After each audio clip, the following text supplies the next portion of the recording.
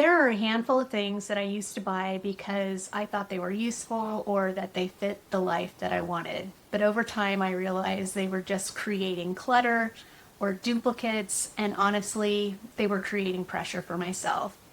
So today I'm sharing 12 things that I no longer buy, even though I used to think that I needed them. And honestly, I think some of these might surprise you. One pattern for me was buying things when they were on sale, or if it was a limited edition, or if a free gift was involved. I was just responding to a sense of urgency that was created and a sense of scarcity on limited edition type items. If it's something that I really want, I would want it if it was on sale or not. So that is where my decision making comes into play and my wish list. So if this is something that I want, it can go on my wish list. And if I miss the sale, I miss the sale. The next one completely changed the way I shop. And this one is what I call almost right clothing. And these are things where you're online, it looks like it's going to be okay, so you purchase it, you get it, and it's all right, but it's not wonderful, and it's not going to necessarily make you feel terrific. So I decided that I was trying to make things work instead of just waiting for the right thing. And even though these things were technically okay, they just didn't feel like me. So now, if it's not exactly what I want, I don't get it. Craft supplies and embellishments. I think I really liked the idea of the person I used to be when I did some of these crafts, and I was holding on to that idea. And several years ago, I realized I have enough craft supplies to last a lifetime. And so I actually stopped buying them. I also realized that being creative was turning into being a collector of the supplies rather than actually being creative. So I have decluttered quite a bit of those items over the years, but I am still working on that.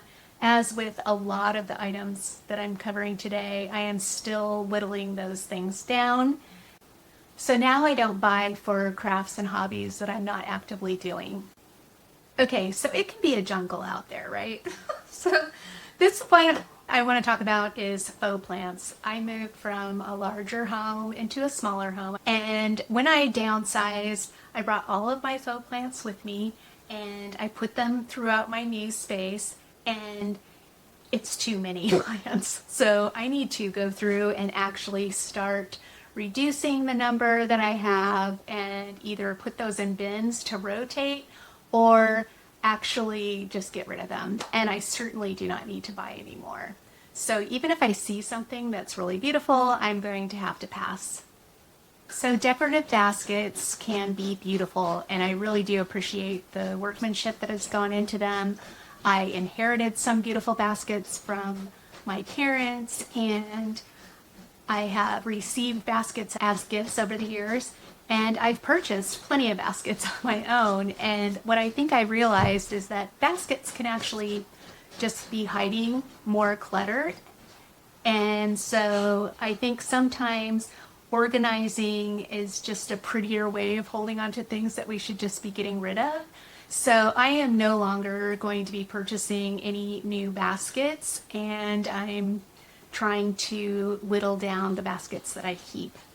I want fewer containers in general, fewer items to manage. So maybe you guys can relate to this if you're like me. I love projects and home projects and organizing projects, and I would have a running list of things that I had going on in my mind that I wanted to accomplish, and as these ideas came up, I would immediately acquire all of the things that I would need to execute said project, whether that's painting a dresser or installing shelves in a bathroom, redoing my pantry or whatever. But I would be receiving all of these materials and supplies to complete these projects before I had finished the project or projects ahead of it in line. So what I am working on is not doing that anymore. And so instead, I have a list on my Google Keep app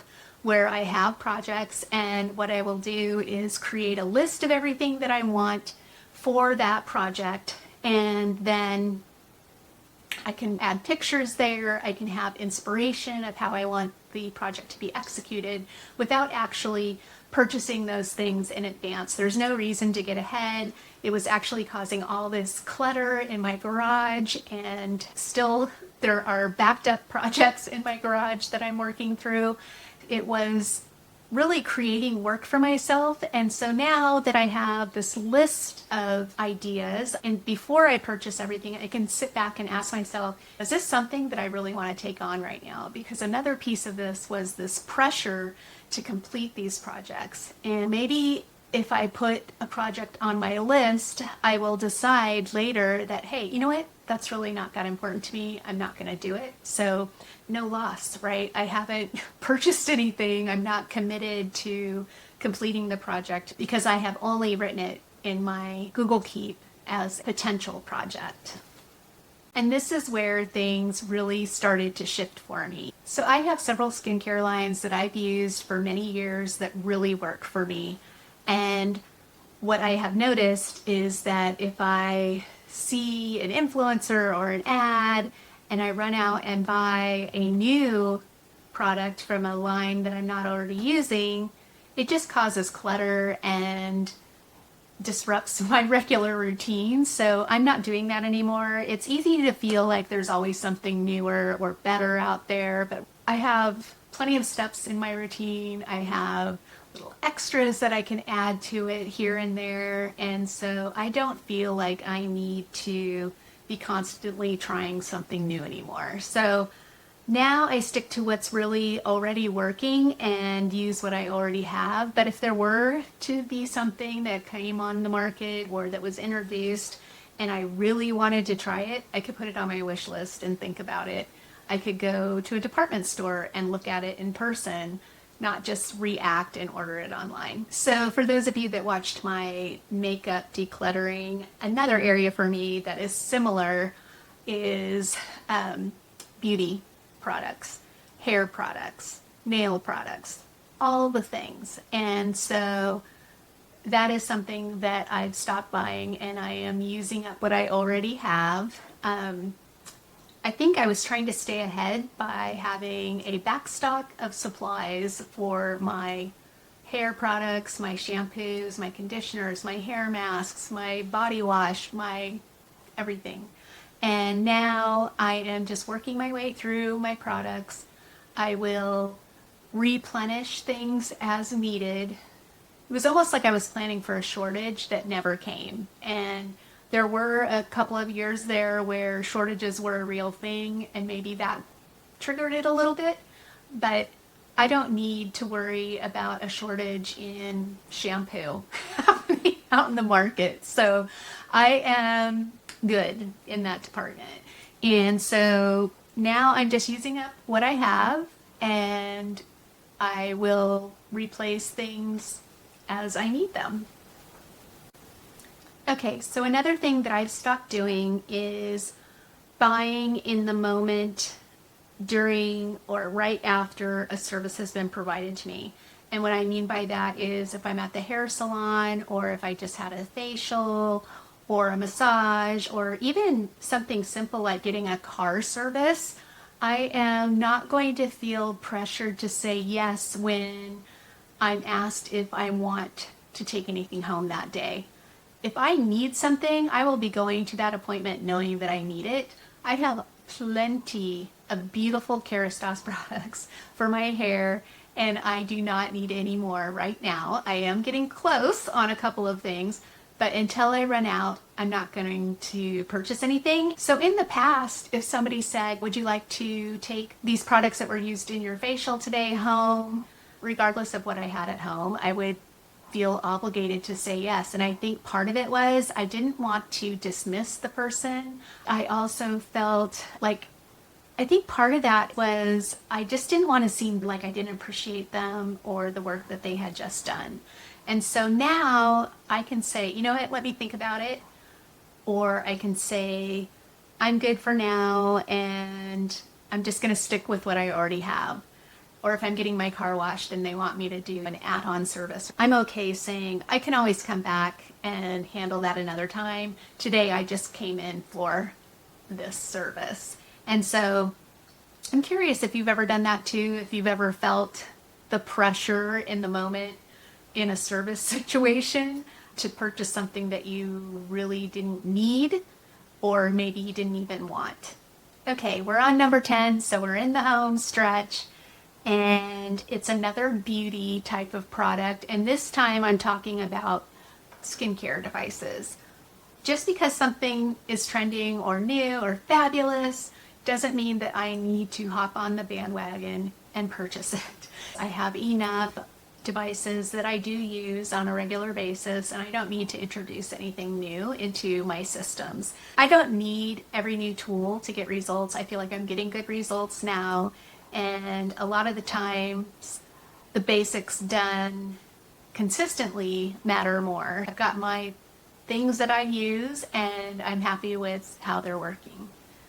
So now what I try to focus on is, instead of collecting more devices or more gadgets or more trending items, is just to think about making sure that my devices are integrated into my routines so that I get the most out of them. Another one is blind buying perfumes. And I think because the sense of smell is so strong for me, and it may be very strong for you too, it brings up memories, it connects me in the moment. It's a real visceral reaction. So when somebody is describing a perfume, I start imagining what it would be like to smell like that, the lifestyle that's being portrayed or described along with the scent. And then when I receive the scent, there's sometimes a disconnect. Maybe I don't like it at all. Maybe it's not what I was expecting it to be.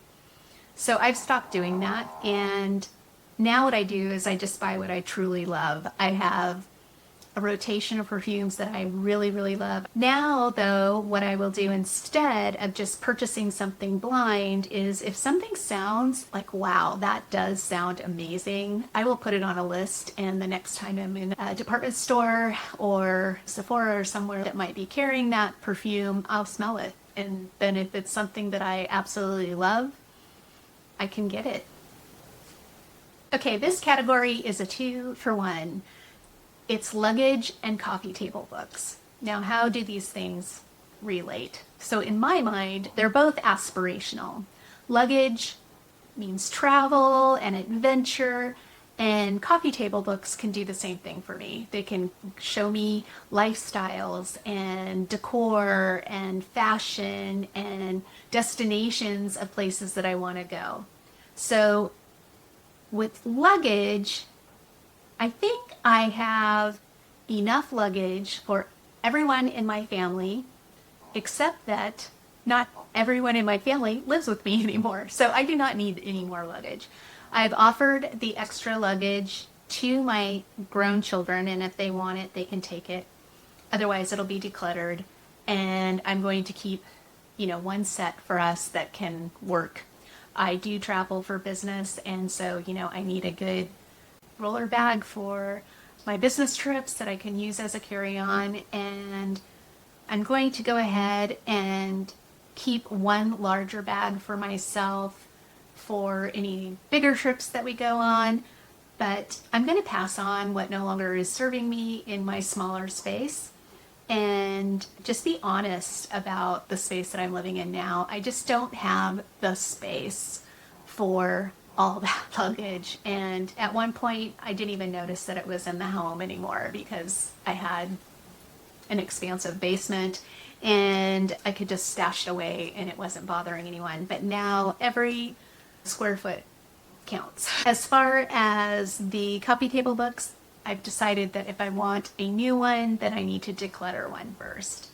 And this last part is really the bigger shift for me. It's that I realized that for all of these areas, it's a multi-layered process. First, I'm stopping the inflow of new items, and second, I'm continuing to refine and edit what I already have.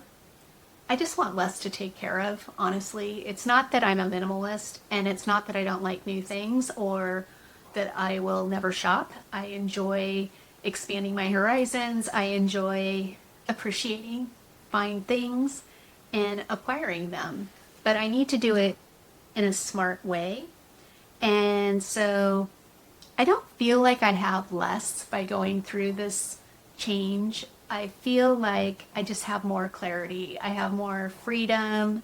I have more time, and I have less pressure to take care of all of those extra things. And for me, in this season of my life anyway, I think it's less about adding more, and instead it's about refining what I already have.